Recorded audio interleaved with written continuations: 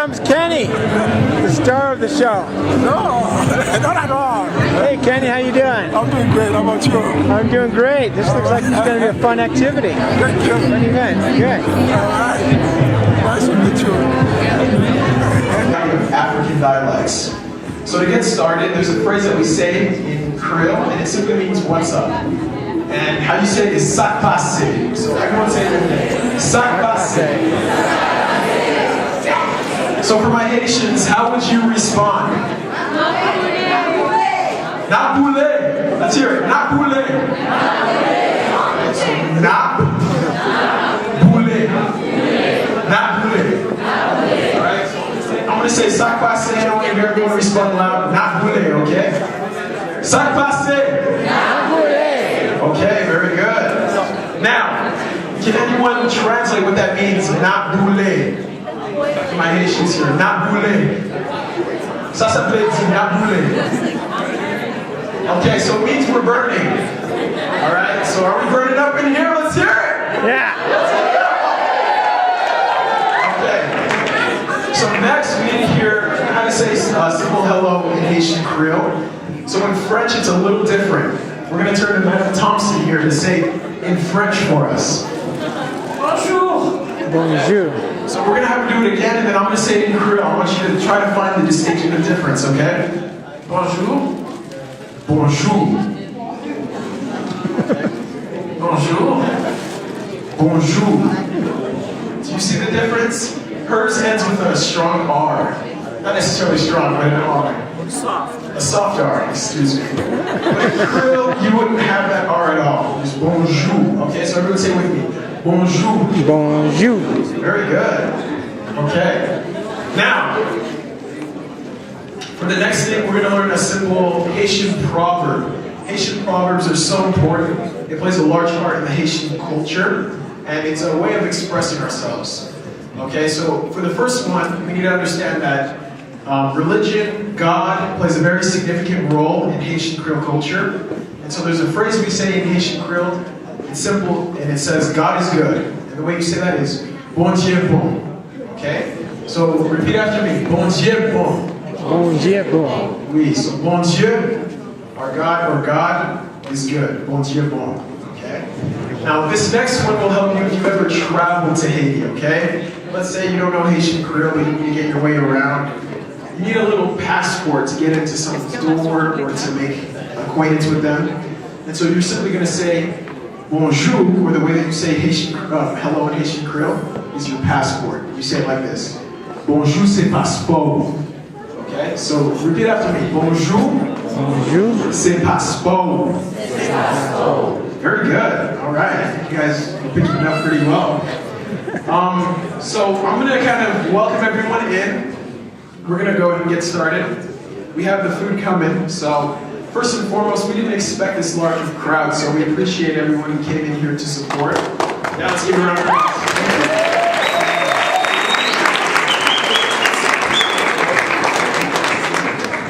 Now, this idea to have a little celebration for Haiti and Haitian independence started about a year ago when the lovely Ms. Hatfield and I were at a trip for the Civil Rights Seminar. We were in Alabama and Georgia, and we decided to sponsor some kind of an activity to promote Haitian independence and its significance in history. And so now we come today with this event, and so the committee that kind of put this together is made up of Chantel Thompson, right here. Let's give her a round of applause for her. As well as Leslie Hadfield, so I give a round of applause for her.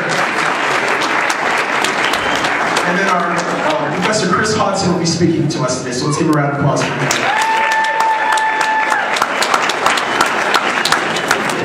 And I also played a role in this as well. And we also had a lot of people providing stand up to see it.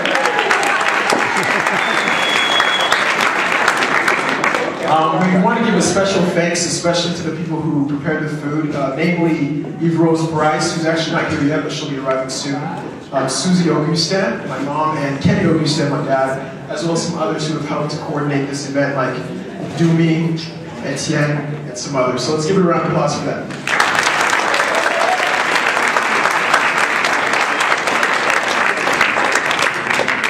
So I'm going to give a little rundown of how the events, how tonight's going to go. We're first going to start off with a welcome by my father, who's going to do it in Haitian Creole. Just give it up for the Haitian community who came in attendance to support, so we thank you for that. After which, we're going to have Marge Desjus, who came here. She's a Haiti native as well, and she will be singing the national anthem for us in French, the Haitian national anthem for us. After her musical number, we're going to hear from Chris Hodson, who's prepared a presentation for us on why Haitian independence matters. So I hope you came and brought something to take notes with. Following his remarks, we're going to have another song by Marge Desjus. It's called Haiti Brave, or Brave Haiti. And then we'll begin eating. So the food is going to come at the end. I hope you can wait. Keep it in mind, this is a taste of Haitian food, and we want to make sure there's enough to go around. So we'll serve it out to you, and we'll give more details when that time comes. But for now, I'm going to pass the mic over to my dad and get ready for some Haitian Creole, okay? He's also going to give a blessing to start the event. So really quickly, he spoke about a lot of important things. I just want to provide a quick translation. He talked about, he gave a warm thank you for everyone, especially the Africans department, who put this together. And he wanted everyone to know that we come tonight to celebrate Haitian independence, which actually takes place on the 1st of the year, January 1st. But we celebrate it now. And it's not only Haitian independence, but it's all those who have fought for freedom or for liberty. And that's something that we as Americans, or those Americans here, can relate to. And then he also discussed the importance of coming together. On the Haitian flag, the phrase that you'll find on the Haitian flag is "L'union fait la force," which is "in unity there is strength." And so we come together in unity to promote the strength and the beautiful history that Haiti has left for us. So now my dad will do a prayer in Haitian Creole. Pour le pays, pour les ancêtres, marchons unis, marchons unis, dans nos rangs, point de traître, toujours nous serons frères. Marchons unis, marchons unis pour le pays, pour les ancêtres. Marchons, marchons, marchons unis pour le pays, pour les ancêtres.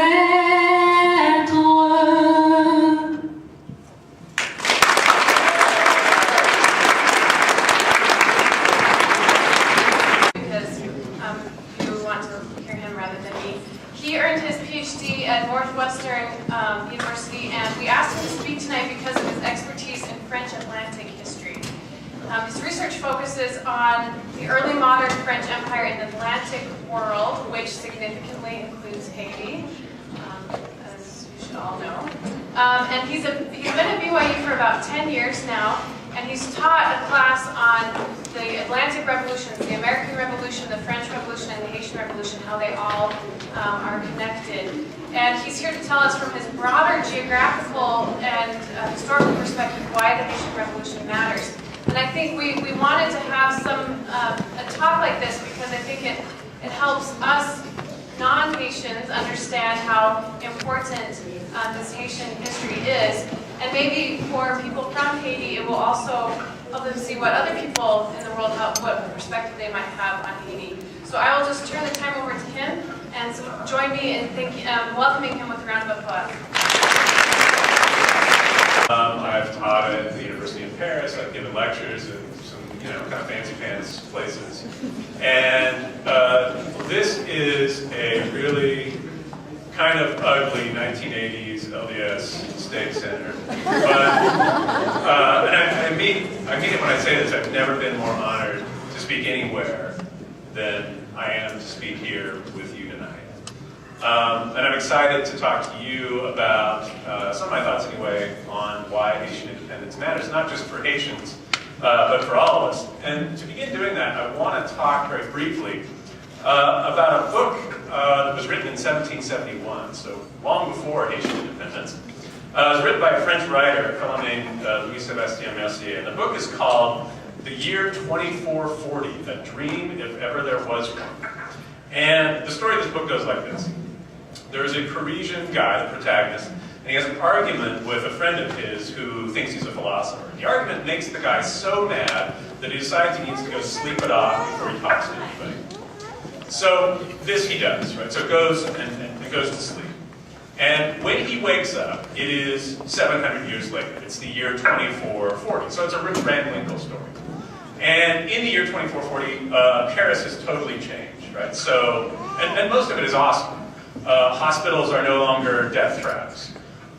There is two-way traffic, which he thinks is the most amazing thing ever. People are not wearing weird knickers and so forth. They're actually wearing comfortable clothing that functions for them. But the most radical change that this guy sees in the year 2440, he sees when he goes to the palace at Versailles, which of course, as you know, is the home of all of the French kings. And he goes to the palace, and right before he enters, he looks up and there's a statue. And this is what how he describes that statue. He says, "I saw on a magnificent pedestal a Negro, his head bare, his arm outstretched, with pride in his eyes, and a noble and imposing demeanor. Around him was the debris of 20 scepters. At his feet were the words, 'To the Avenger of the New World.'"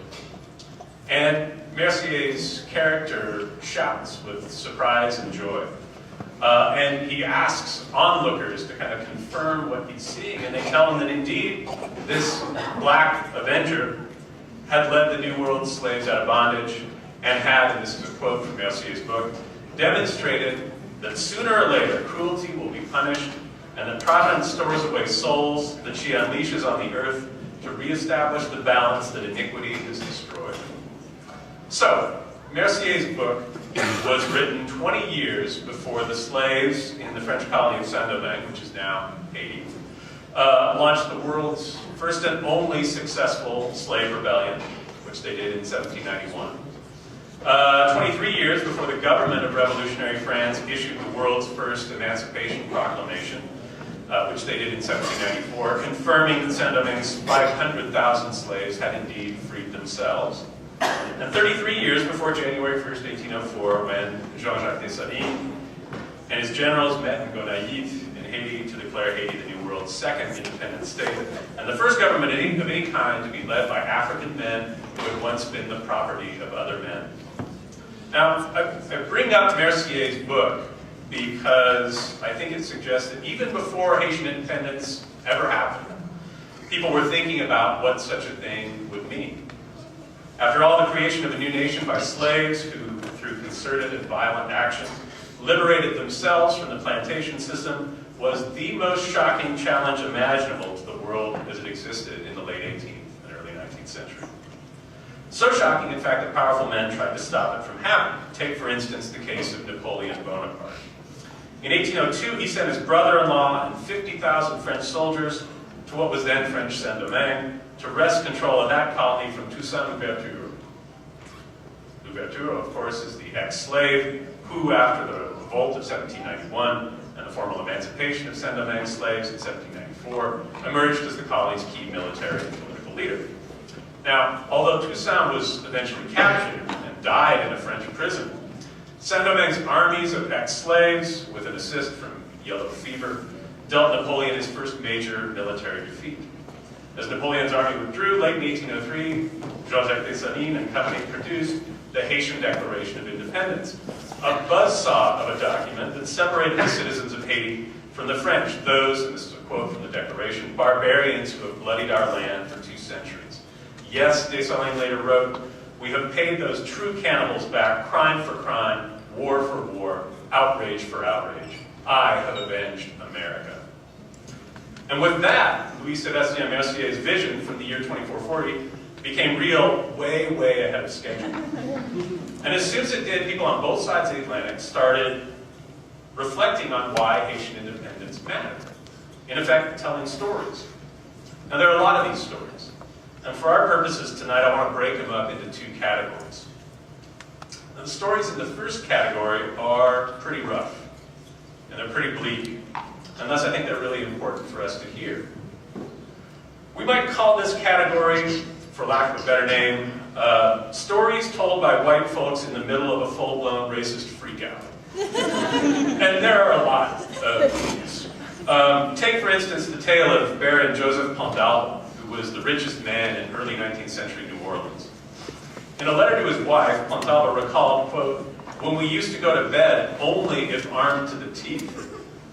Often then I would go to sleep with the most sinister thoughts creeping into mind, taking heed of the dreadful calamities of Saint-Domingue, and of the germs of insurrection only too widespread among our own slaves."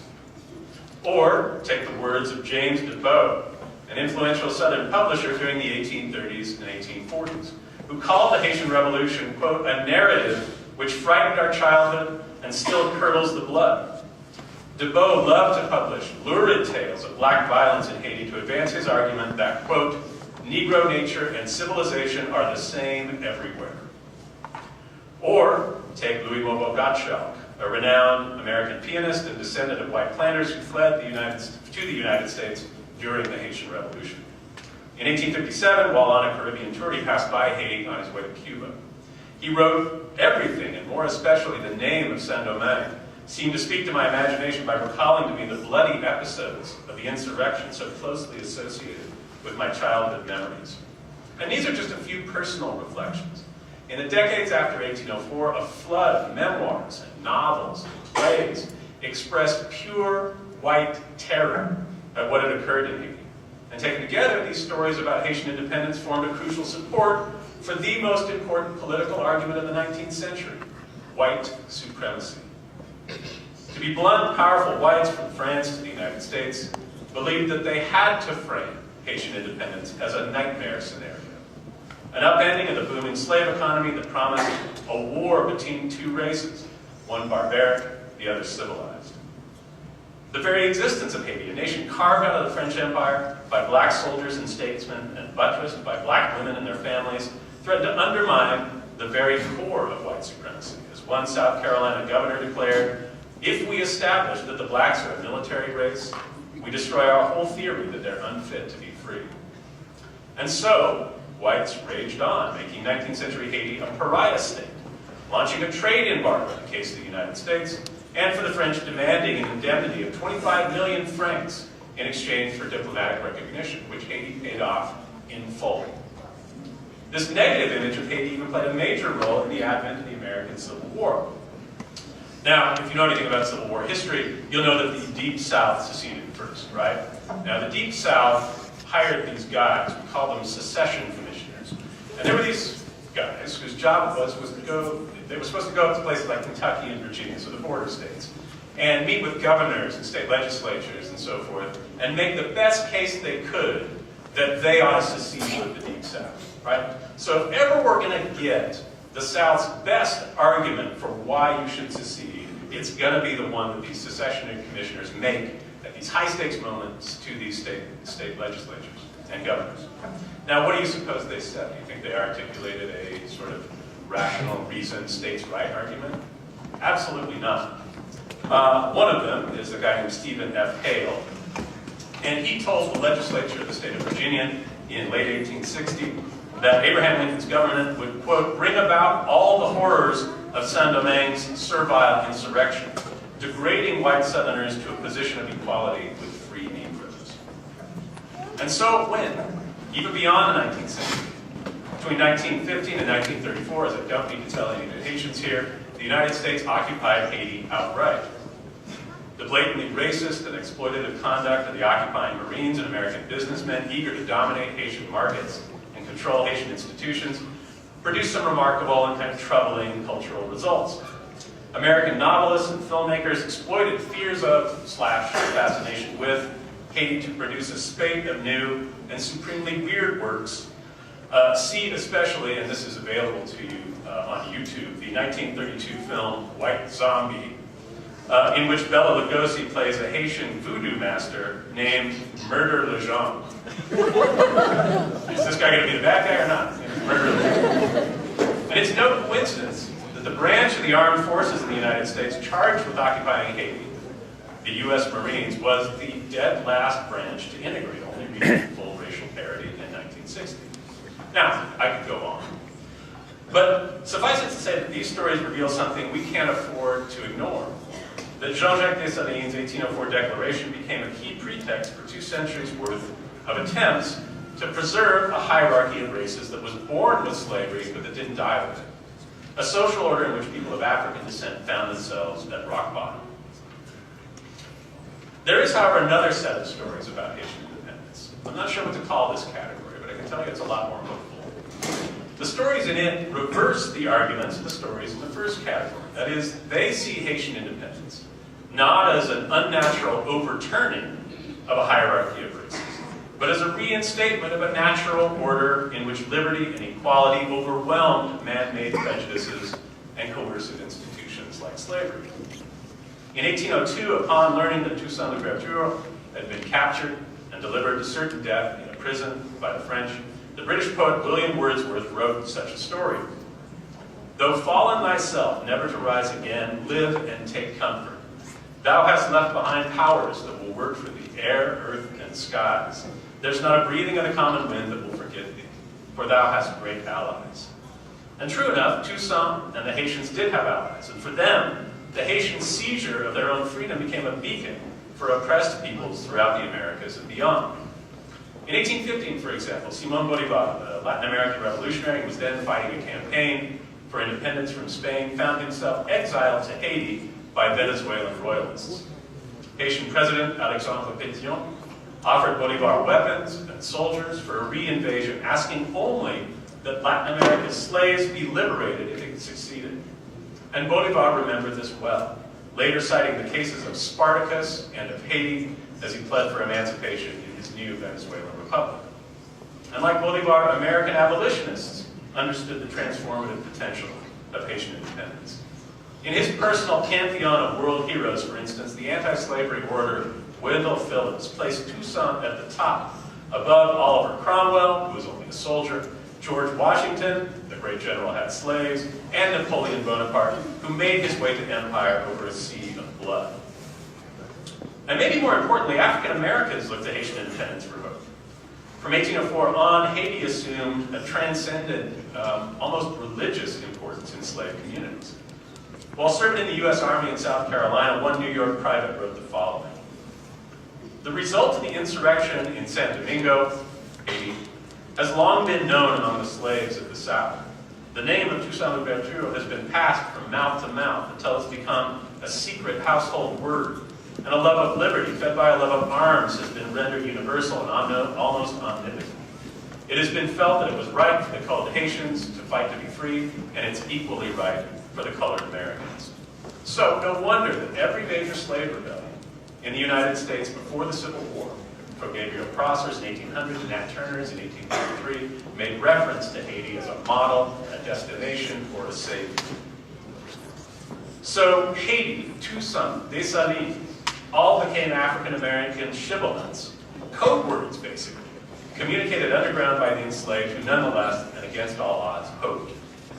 Now, these shibboleths sometimes popped into the open. Take, for instance, the 54th Massachusetts Regiment during the Civil War. Have any of you seen the movie Glory? Okay.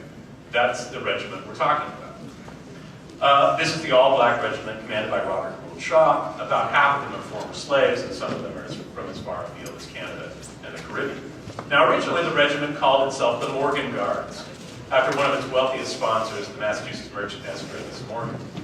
But in 1863, the regiment changed its name to the Toussaint Guards. We'll never know who suggested this change, but my money is on one of 3 enlisted men in the regiment.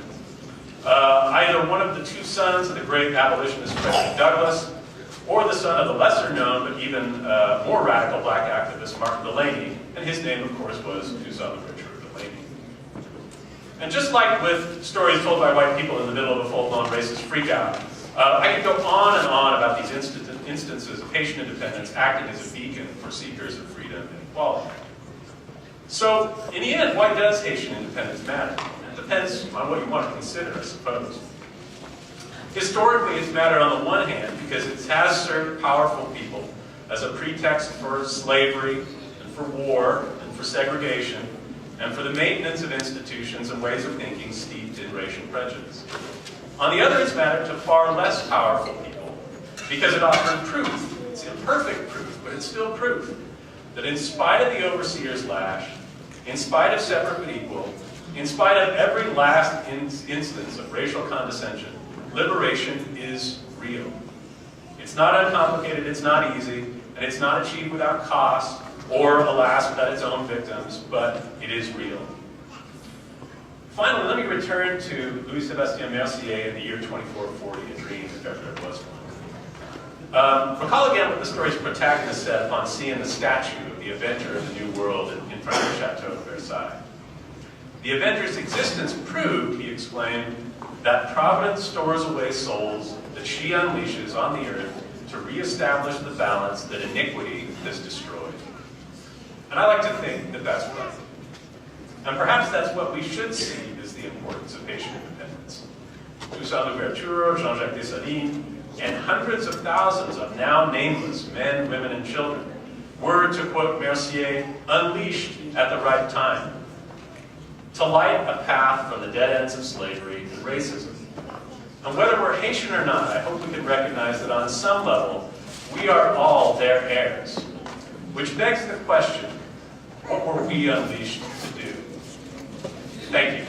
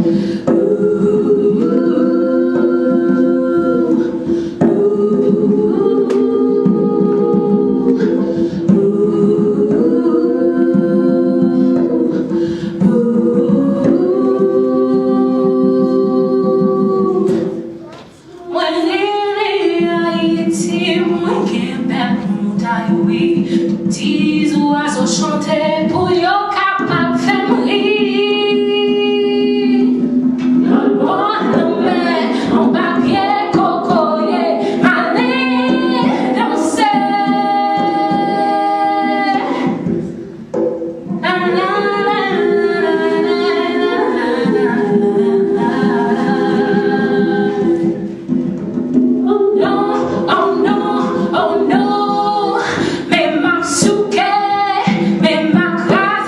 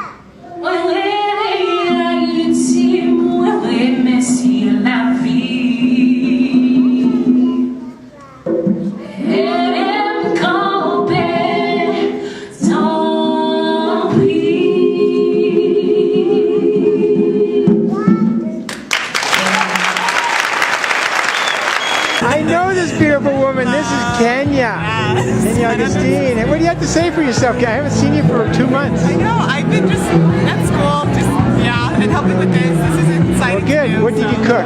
Huh? What part of this meal did you cook? I helped fry the bananas and the beans. So that's the best Very part, so. good. Yeah. Very good. Yeah. Great. Well, thank you for bringing us. Yeah, come and eat. Okay, well, what am I going to serve here? Okay, what's next?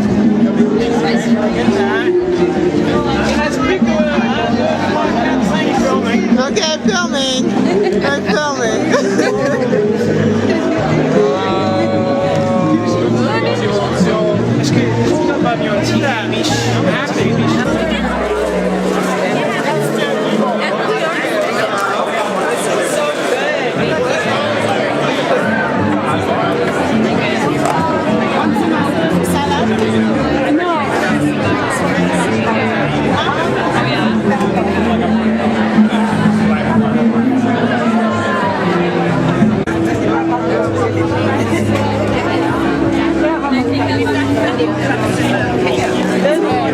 Get one or the other. Yeah, you can taste everything. Just a little bit of everything. You want to taste the rice? Yes. You want some Haiti? I am. Oh, share here. Okay.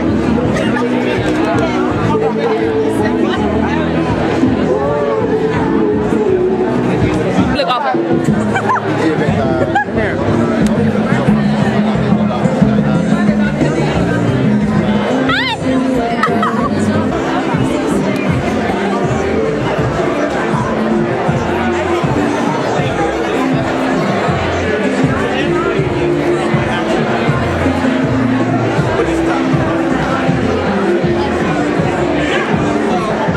Good? She is the only girl in the house. I had twins and they said, we don't want a girl. She's going to be so annoying. She's going to make us kill the spiders. I was like the women in this house are so helpless and never kill spiders around here. But the twins decided that was much better than their having trouble. It's like 3,400. Look, do you see? Like who's that? Who's that? Killing can do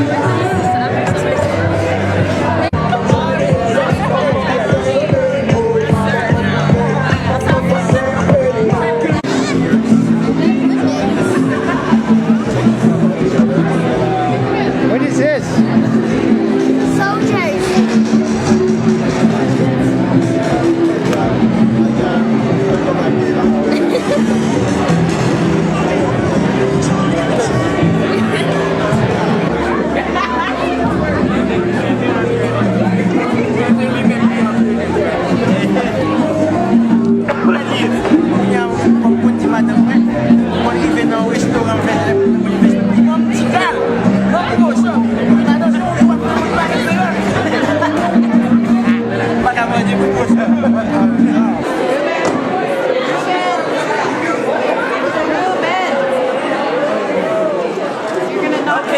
I'm the coordinator of Africana Studies at BYU, and of course Haiti is part of the studies, and Stephen is the one who suggested that we have a Haitian independence celebration, and so we put it together a few months ago, and we had no idea we're going to have so many people.